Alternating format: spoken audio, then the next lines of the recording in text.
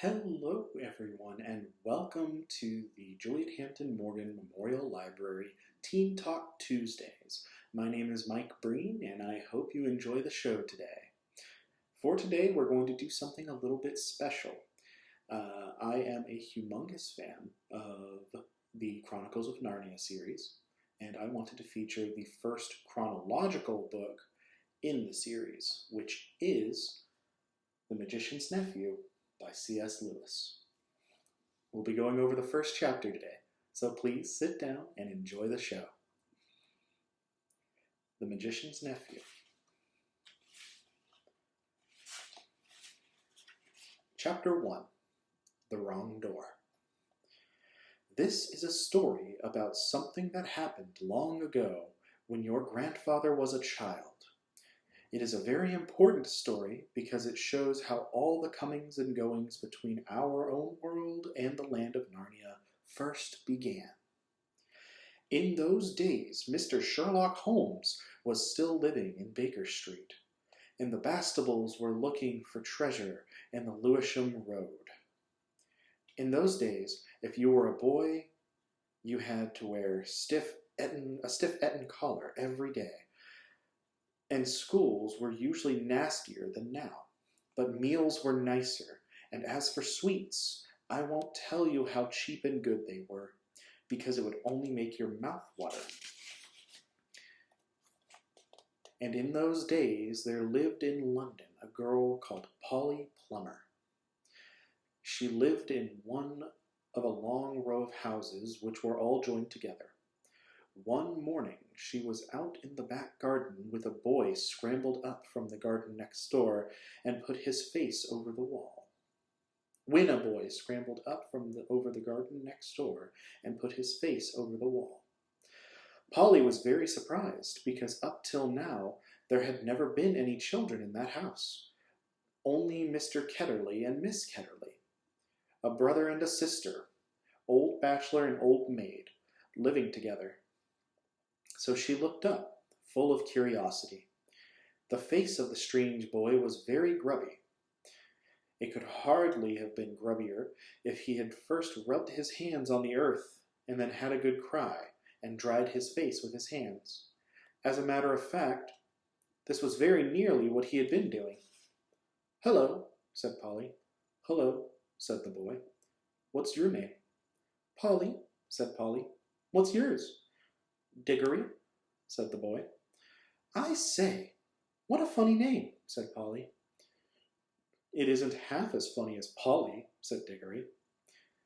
"Yes, it is," said Polly. "No, it isn't," said Diggory. "At any rate, I do wash my face," said Polly. "Which is what you need to do, especially after," and then she stopped.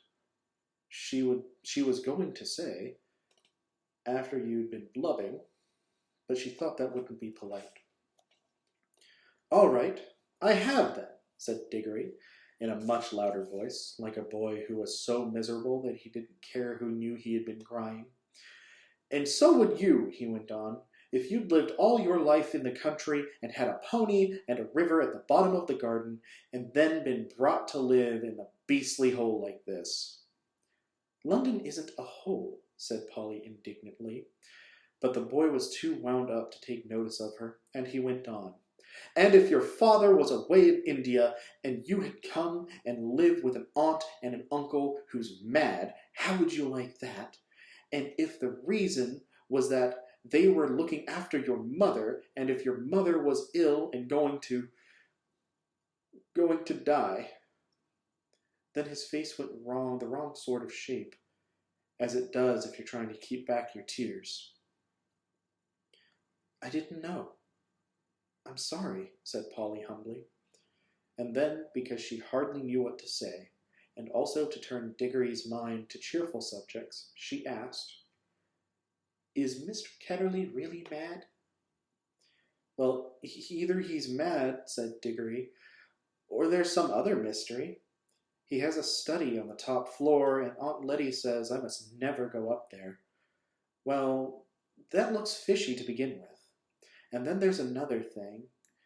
Whenever he tries to say anything to me at mealtimes, He never even tries to talk to her. She always shuts him up. She says, "Don't worry the boy, Andrew," or "I'm sure Diggory doesn't want to hear about that," or else, "Now, Diggory, wouldn't you like to go outside and play in the garden?" What sort of things does he try to say? I don't know. He never gets far enough. But there's more than that. One night, it was last night in fact, as I was going past the foot of the attic stairs on my way to bed, and I don't much care for going past them either, I'm sure I heard a yell. Perhaps he keeps a mad wife up there? Yes, I've thought of that. Or perhaps he's a coiner? Or he might have been a pirate, like the man at the beginning of Treasure Island, and be always hiding from his old shipmates. How exciting, said Polly. I never knew your house was so interesting. You may think it interesting, said Dickory, but you wouldn't like it if you sleep there. How would you like to lie awake listening to Uncle Andrew's step to come creeping along the passage to your room? And he has such awful eyes. That was how Polly and Dickory got to know one another. And as it was just the beginning of the summer holidays, and neither of them was going away to the sea this year, they met nearly every day. Their adventures began chiefly because it was one of the wettest and coldest summers there had been for years. That drove them to do indoor things. You might say indoor exploration. It is wonderful how much exploring you can do with a stump of a candle in a big house, or a row of houses. Polly had discovered long ago that if you opened a certain little door in the box room attic of her house, you would find the cistern and a dark place behind it, which you could get into by a little careful climbing. The dark place was a long tunnel with a brick wall on one side and sloping off on the other side. In the roof there were little chinks of light between the slats. There was no floor in this tunnel. You had to step from rafter to rafter, and between them there was only plaster. If you stepped on this, you would find yourself falling through the ceiling of the room below. Polly used the bit of the tunnel just beside the cistern as a smuggler's cave. She had brought up bits of old packing cases and the seats of broken kitchen chairs and things of that sort, and spread them across from rafter to rafter so as to make a bit of a floor. Here she kept a cash box containing various treasures and a story she was writing, and usually a few apples. She had often drunk quite a bottle of ginger beer in there. The old bottles made it look like a smuggler's cave. Diggory quite liked the cave. She wouldn't let him see the story, but he was more interested in exploring. Look here, he said. How long does this tunnel go for? I mean, does it stop where your house ends? No, said Polly. The walls don't go out to the roof. It goes on. I don't know how far. Then we could get the length of the whole row of houses. So we could, said Polly. And oh, I say, what? We could get into the other houses. Yes, and get taken up for burglars. No thanks. Don't be so jolly clever. I was thinking of the house behind yours. What about it? Why, it's the empty one. Daddy says it's always been empty ever since we came here. I suppose we ought to have a look at it then, said Dickory. He was a good deal more excited than you'd have thought from the way he spoke. For of course he was thinking, just as you would have been, of all the reasons why the house might have been empty so long. So was Polly. Neither of them said the word haunted, and both felt that once the thing had been suggested, it would be feeble not to do it. Shall we go and try it now? Said Diggory. All right, said Polly. Don't if you'd rather not, said Diggory. I'm game if you are, she said. How are we to know when we're in the next house but one? They decided they would have to go into the box room and walk across it, taking steps as long as the steps from one rafter to the next. That would give them an idea of how many rafters went to the room. Then they would allow four more for the passage between the two attics in Polly's house, and then the same number for the maid's bedroom as for the box room. That would give them the length of the house. When they had done that distance twice, they would be at the end of Diggory's house. Any door they came to after that would let them into the attic of the empty house. "But I don't expect it's really empty at all," said Diggory. "What do you expect?" "I expect someone lives in there in secret, only coming in and out at night, with a dark lantern. We shall probably discover a gang of desperate criminals and get a reward. It's all rot to say a house would be empty all those years unless there was some mystery." "Daddy thought it must be the drains," said Polly. "Pooh! Grown-ups are always thinking of uninteresting explanations," said Diggory. Now that they were talking by daylight in the attic instead of candlelight in the smuggler's cave, it seemed much less likely that the empty house would be haunted. When they had measured the attic, they had to get a pencil and do a sum. They both got different answers to it at first. Even when they agreed, I'm not sure they got it right. They were in a hurry to start the exploration. "We mustn't make a sound," said Polly as they climbed in again behind the cistern. Because it was such an important occasion, they took a candle each. Polly had a good store of these in her cave. It was dark and dusty and draughty, and they stepped from rafter to rafter without a word, except when they whispered to one another, "We're opposite your attic now," or "This must be halfway through our house." And neither of them stumbled, and the candles didn't go out. And at last they came where they could see a little door in the brick wall on the right. There was no bolt or handle on this side of it, of course, for the door had been made for getting in, not for getting out. But there was a catch, as there often is on the inside cupboard door, which they felt they would be able to turn. "Shall I?" said Diggory. "I'm game if you are," said Polly, just as she had said before. Both felt it was becoming very serious, but neither would draw back. Diggory pushed round the catch with some difficulty. The door swung open, and the sudden daylight made them blink. Then, with a great shock, they saw that they were looking. Not into a deserted attic, but into a furnished room. But it seemed empty enough. It was dead silent. Polly's curiosity got the better of her. She blew out her candle and stepped into the strange room, making no more noise than a mouse. It was shaped, of course, like an attic, but furnished as a sitting room. Every bit of the walls was lined with shelves, and every bit of the shelves was full of books. A fire was burning in the grate. You remember that it was a very cold, wet summer that year. And in front of the fireplace, with its back turned towards them, was a high-backed armchair. Between the chair and Polly, and filling most of the middle of the room, was a big table piled with all sorts of things, printed books, and books of the sort you write in, and ink bottles and pens, sealing wax, and a microscope. But what she noticed first was a bright red wooden tray with a number of rings on it. They were in pairs, a yellow one and a green one together. Then a little space, and then another yellow one and another green one.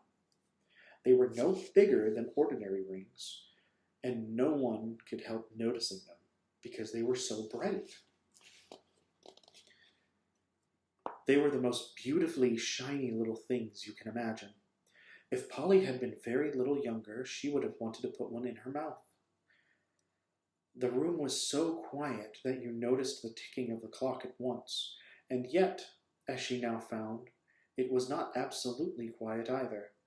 There was a very, very faint humming sound. If hoovers had been invented in those days, Polly would have thought it was the sound of a hoover being worked a long way off. Several rooms away and several floors below, but it was a nicer sound than that, a more musical one, only so faint that they could hardly hear it. "It's all right. There's no one here," said Polly, over her shoulder to Diggory. She was speaking above a whisper now, and Diggory came out, blinking and looking extremely dirty, as indeed Polly was too. "This is no good," he said. "It's not an empty house at all. We'd better bunk before anyone comes in." "What do you think those are?" said Polly, pointing to the colored rings. "Oh, come on," said Diggory. "The sooner—" He never finished what he was going to say, for at that moment something happened. The high-backed chair in front of the fire moved suddenly, and there rose up out of it, like a pantomime demon coming up from a trap-door, the alarming form of Uncle Andrew. They were not in the empty house at all. They were in Diggory's house, and in the forbidden study. Both children said, "Ooh," and realized their terrible mistake. They felt they ought to have known all along that they hadn't gone nearly far enough. Uncle Andrew was very tall and very thin. He had a long, clean-shaven face with a sharp nose and extremely bright eyes, and a great tousled mop of gray hair. Diggory was quite speechless, for Uncle Andrew looked 1,000 times more alarming than he had ever looked before. Polly was not so frightened yet, but she soon was, for the very first thing Uncle Andrew did was to walk across the door of the room, shut it, and turn the key in the lock. Then he turned around, fixed the children with his bright eyes, and smiled, showing all his teeth. "There," he said. "Now my fool of a sister can't get at you." It was dreadfully unlike anything a grown-up would be expected to do. Polly's heart came to her mouth, and she and Diggory started backing towards the little door they had come in by. Uncle Andrew was too quick for them. He got behind them and shut the door too, and stood in front of it. Then he rubbed his hands and made his knuckles crack. He had very long, beautiful white fingers. "I am delighted to see you," he said. "2 children are just what I wanted." "Please, Mr. Ketterly," said Polly, "I've got to go home. Will you let us out, please?" "Not just yet," said Uncle Andrew. "This is too good an opportunity to miss. I wanted 2 children. You see, I'm in the middle of a great experiment. I've tried it on a guinea pig and it seemed to work, but then a guinea pig can't tell you anything, and you can't explain to it how to come back." "Look here, Uncle Andrew," said Diggory. "It really is dinner time, and they'll be looking for us in a moment. You must let us out." "Must?" said Uncle Andrew. Diggory and Polly glanced at one another. They dared not say anything, but the glances meant, "Isn't this dreadful? And we must humor him." "If you let us go for our dinner now," said Polly, "we can come back after dinner." "Ah, but how would I know that you would?" said Uncle Andrew with a cunning smile. Then he seemed to change his mind. "Well, well," he said, "if you really must go, I suppose you must. I can't expect 2 youngsters like you to find much fun in an old duffer like me." He sighed and went on. "You've got no idea how lonely I am sometimes. But no matter. Go to your dinner. But I must give you a present before you go. It's not every day that I see a little girl in my dingy old study, especially, if I may say so, such a very attractive young lady as yourself." Polly began to think he might not be so bad after all. "Wouldn't you like a ring, my dear?" Uncle Andrew said to Polly. "Do you mean one of the yellow or green ones?" said Polly. "How lovely!" "Not a green one," said Uncle Andrew. "I'm afraid I can't give the green ones away, but I'd be delighted to give you the yellow ones, with my love. Come and try one on." Polly had now quite gotten over her fright, and felt sure that the old gentleman was not mad, and there was certainly something strangely attractive about those bright rings. She moved over to the tray. "Why, I declare," she said, "that humming noise gets louder here. It's almost as if the rings were making it." "What a funny fancy, my dear," said Uncle Andrew with a laugh. It sounded like a very natural laugh, but Diggory had seen an eager, almost greedy look on his face. "Polly, don't be a fool!" he shouted. "Don't touch them!" It was too late. Exactly as he spoke, Polly's hand reached out to touch one of the rings, and immediately, without a flash or a noise or a warning of any sort, there was no Polly. Diggory and his uncle were left alone in the room. And that was the first chapter of C.S. Lewis's The Magician's Nephew. Please, if you are interested in this book, stop by the Juliet Hampton Morgan Memorial Library and check out a copy today. This has been Mike Breen. I would like to thank you for coming to today's Teen Talk Tuesdays. I hope you enjoyed the show and you have a wonderful day.